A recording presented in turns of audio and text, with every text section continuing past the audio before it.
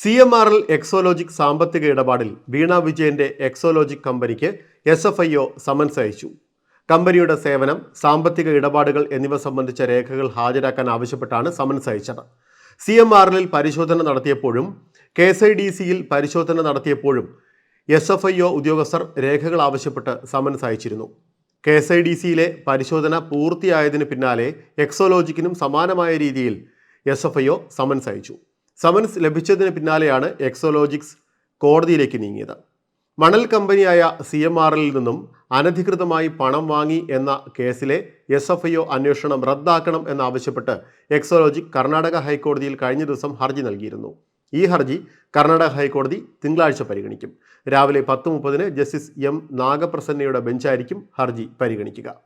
SFIO അന്വേഷണം റദ്ദാക്കണമെന്നും ഇടക്കാല ഉത്തരവിലൂടെ SFIOയുടെ തുടർ നീക്കങ്ങൾ സ്റ്റേ ചെയ്യണമെന്നുമാണ് ഹർജിയിലൂടെ എക്സോലോജിക് കമ്പനി ആവശ്യപ്പെടുന്നത്.